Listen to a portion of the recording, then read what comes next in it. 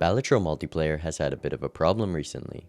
With many of the top players being exposed as hackers, you never really know if the player you're up against is playing legit. So to see how hard it would be to go against someone with hacks, I challenged a hacker to a 1v1. And to represent the hacker, I challenged my friend who has never played Balatro before, which puts him at about the same skill level as your average cheater. I then gave him the strongest hacks there are for Balatro, and dropped him into the game with only the knowledge of how to open the cheat menu.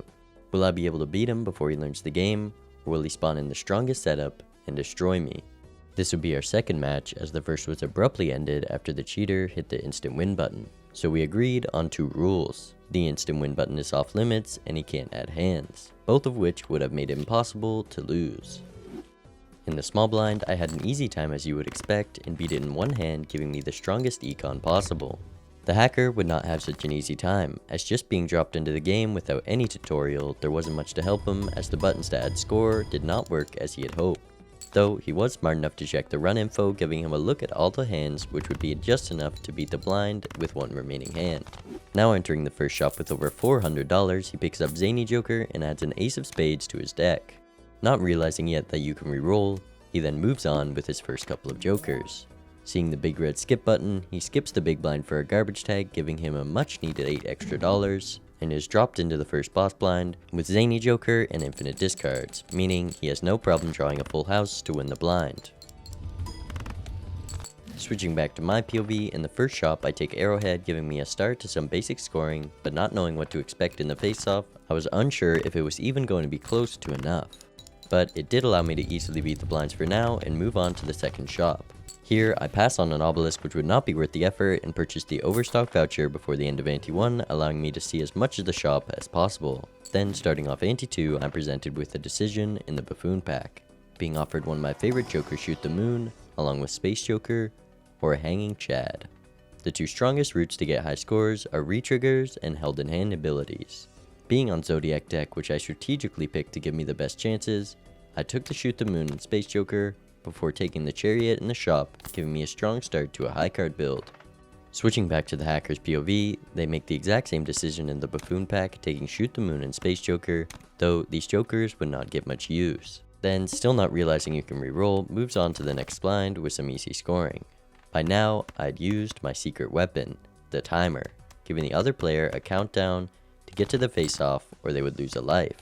This would be very useful, as the more time he has to learn the game, the more trouble I would be in. So with the countdown ticking, he skips past the next couple of shops and readies up for the face-off with a near identical setup to mine.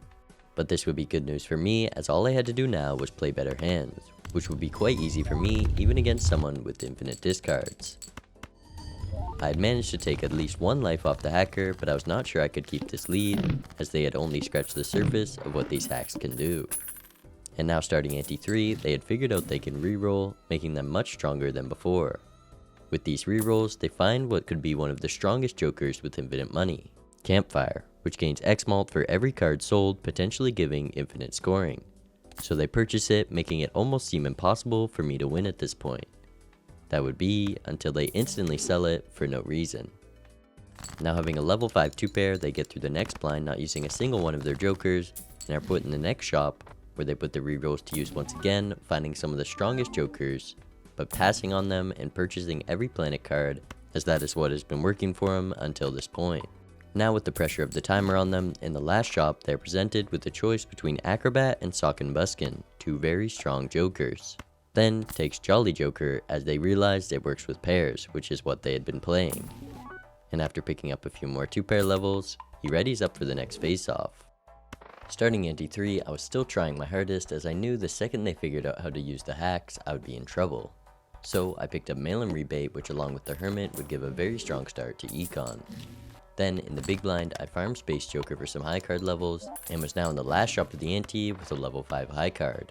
In the shop, I was finally presented with the same options as the hacker, finding Let's Go Gambling, a strong econ and scoring multiplayer joker, and the Idol, which can potentially give some of the highest scoring in the game, so I pick up both but wouldn't use Idol for now as I wasn't set up for it. Then before heading into the face-off, I pass on Campfire as it wouldn't provide the scaling I need later, and would cost too much to feed. It was now time for the second face-off, and while the scores would still be quite close without a gambling hit, the hacker had not found a setup to beat me yet, and the gap would grow even further starting the next ante. In the first shop, I replaced mail and rebate with trading card to help thin my deck for idle, and took card sharp as it has some easy X-malt with a high card build. Then, after beating the small blind, I'm once again forced to choose between re-triggers and held in hand, as there was a sock and buskin in the shop, which would work very well with idle, which I was planning on taking, until I opened the buffoon pack, which had a mime inside. And while the scoring with mime shoot the moon might not be as strong as idle, it was more reliable and I was already in the lead. Meanwhile, the hacker had finally found the beginning of a build, taking smiley face, a solid plus malt joker, then finding pareidolia, which would help with the lack of deck fixing. Then they find card sharp in the next shop, being the first X-malt joker they purchase. And in the final shop before the face-off, they find the last piece of the face card build, being scary face. And even though they passed on Sock and Buskin and Photograph, they did have solid reliable scoring. But by this point, I had found Mime along with the Red Seal Queen, which along with the 4x from Let's Go Gambling, would once again win me the face-off, putting the hacker on their last life. With me not finding anything to improve my score in this next ante, and the hacker not seeing any face card related jokers, it was time for what could be the final face-off of the round.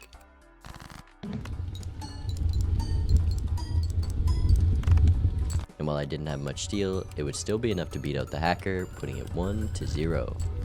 I'd managed to win a round against the hacker, but at this point, all they had used was the infinite money and discards, just scratching the surface of what the cheat menu can do. For round 2, I decided to pick the ghost deck, as it would give me access to spectral cards which can be very useful and the hacker wouldn't know how to use them. In the small blind, the hacker instantly spams the plus $10 and plus 1 discard buttons, and now has an easier time beating the small blind playing a straight. Then in the shop, he puts the extra money to use and re-rolls to pick up 4 jokers before even entering the big blind.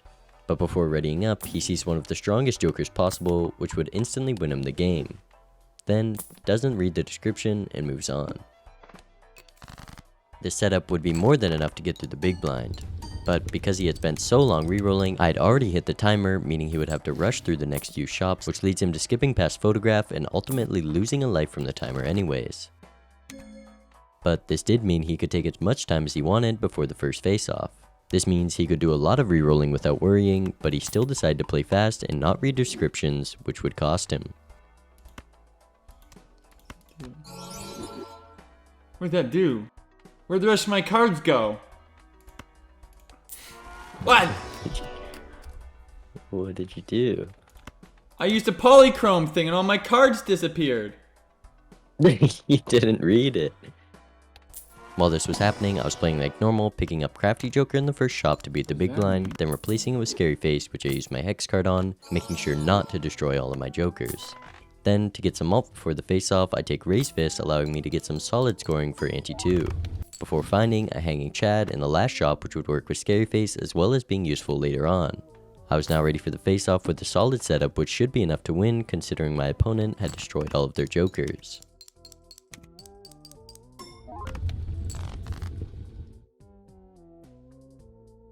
Even though the Hex was a setback, just a few rerolls deeper they had found the joker I was most scared of. Bootstraps, which gains plus 2 malt for every $5 you have. And with infinite money, it would be impossible for me to win. So I let him take the life and we agreed on a deal, that he would sell bootstraps and I would no longer use the timer. While without bootstraps they wouldn't be nearly as strong, they were able to find Smiley Face once again, for some solid plus malt and yet another game breaking joker being Banner, which gains chips for every discard. And when you have infinite discards, that means infinite scoring. And while they would see how strong this is in the small blind, they decided to eventually sell it off, making for a more entertaining match. Then immediately after, found Flash Card, which gains malt with every reroll, and rerolls cost money. At this point, I did not know what I had coming and continued working towards re-triggers, taking a purple seal glass 6 in the first shop of the ante to help with deck fixing. And still having poor econ, I moved on to the small blind, which I would still have no problems beating for now. I then saved my money for the big blind shop, where I finally found the seltzer they ran into in the first shop of the match, and then picked up loyalty card from the pack, which I would be one hand off using in this face-off. And while I thought my scoring was solid at this point, I did not know what I was up against. Even though the scoring wasn't anything crazy as he hadn't scaled flashcard very high yet, it was still more than anything I could do at this point. So I would yet again lose the round, putting me on 2 lives. But I would get some help starting this ante with a hermit that gave me just enough money to reroll and purchase a familiar. This would be the first step into catching up, as after using it in the small blind, it gave a glass jack of clubs. And though glass is nerfed to 1.5x in multiplayer, it's still very strong and hard to come by. And to help me draw it, I picked up pizza in the next shop. A multiplayer joker which is 9 times out of 10 not worth taking, but because my opponent already has infinite discards, it would only help me. Though this buff wouldn't last long as it would mostly be gone by the face-off. But still, this along with trading card would be enough to help me draw my hand. Though trading card was quickly replaced by dusk in the next shop, making my glass even stronger for the face-off. While I was setting up my glass, the hacker continued re-rolling, slowly building flashcard.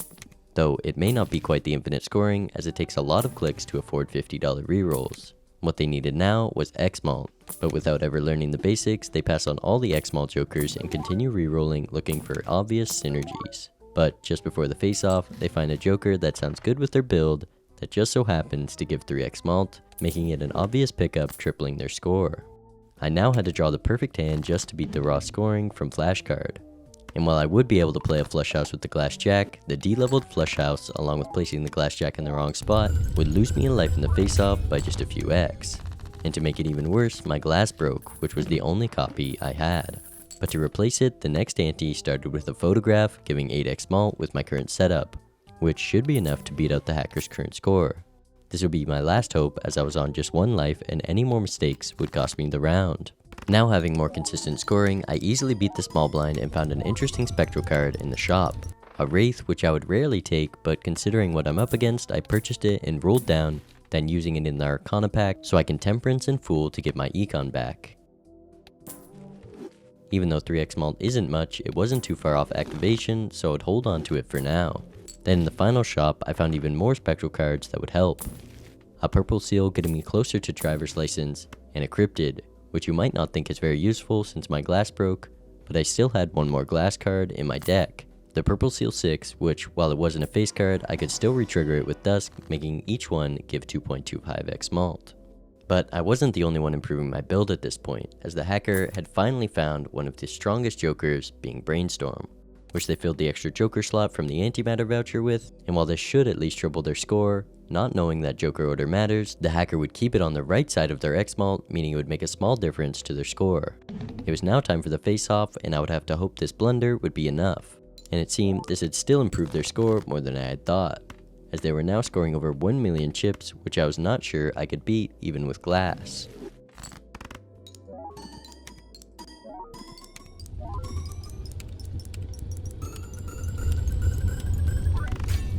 Yes. How do you do that? Like, what? I had squeezed out the win by a small margin and had prolonged the loss one more round, and I might just be able to do it again as the antimatter voucher had shown up in my shop, but it would be a while before I found a use for the extra slot. Then in the small and big blind, I would use my purple seals to get closer to getting driver's license online and then saving my glass for the face-off. In the final shop of the ante, I finally filled the extra joker slot with campfire, only getting it up to 1.5x before the face-off due to having poor econ. By this point, the hacker had rerolled a lot, though hadn't taken much other than some chips with arrowhead, which would increase their score quite a lot, making the requirement more than 4x what it was last round. But I had one last hope as my driver's license was at 15 out of 16, and I could discard one of my 6s and still play a flush house. All I had to do was hope it gave an enhancement, which thankfully it did, putting my driver's license exactly at 16, making it look a little less hopeless. All I could do now once again was ship my hand and hope.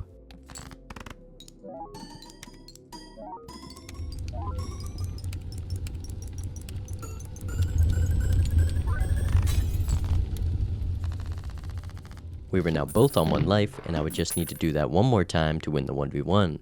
So, in this final ante, I focused on scaling campfire, and the hacker scaled flashcard. With over 250 rerolls, they were in the final face-off with flashcard of 514 malt, a crafty joker along with arrowhead for chips, with smear joker helping them. then putting Blackboard before Brainstorm copying Flashcard, making quite a big hit to their score, but even with that mistake, they still scored nearly 8 million chips, which with my improved campfire, I could potentially beat. That is, if I draw my hand. And after drawing every card in my deck except for one, I'm left with a 2 pair, and the round is sealed.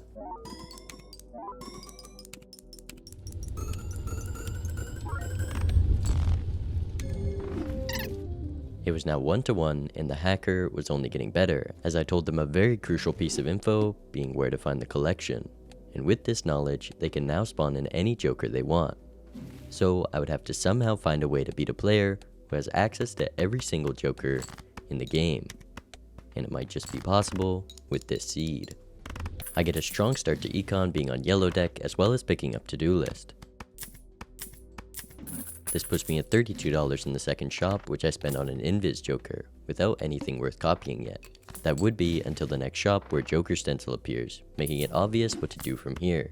And to make it even better, there's an Ectoplasm in the Spectral Pack, which luckily hit Stencil. So after copying it in the next shop, I now had 2 stencils each giving 6x malt, which along with the Onyx Agate I picked up before the face-off, would give me one of the strongest starts possible. But would it be enough to beat a hacker? Well, given access to every Joker, the hacker quickly finds the legendaries, and while they do spawn in Triboulet, they quickly focus their attention to Yorick, a legendary Joker which gains X malt from discards. So now the hacker could scale it as much as they wanted, only being limited by the number of cards in their deck. This, along with realizing they can cycle the addition on their Jokers, would be a very strong start to the run. But even with the strongest Jokers, without a basic understanding of how scoring works, they would lack base chips and malt for the face-off. So what would win? 2 stencils and an Onyx Agate, or a Triboulet and Yorick with the return of Flashcard?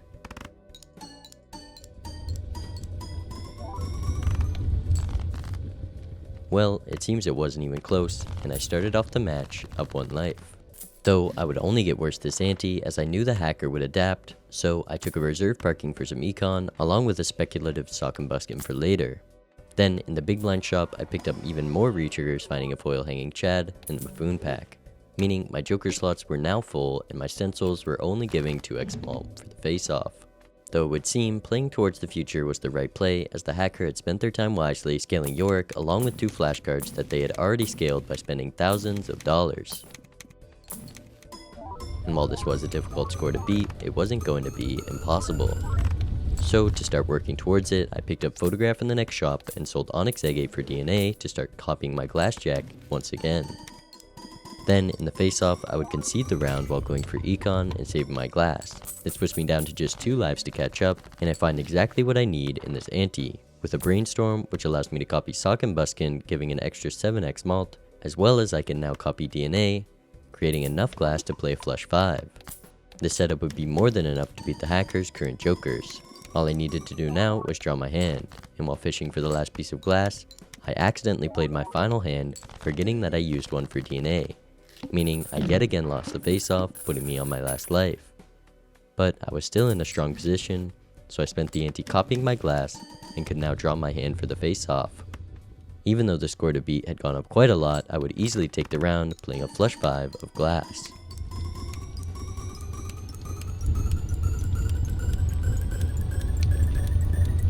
I used this setup again in the next face-off to get the hacker down to their last life, meaning this next face-off would decide the 1v1. So, backed into a corner, the hacker brings out their strongest Joker, being Bootstraps, and spams the money button until they have over 5,000 base malt just from Bootstraps. This had improved their score quite a lot, making the score to beat in the final face-off 4 billion chips.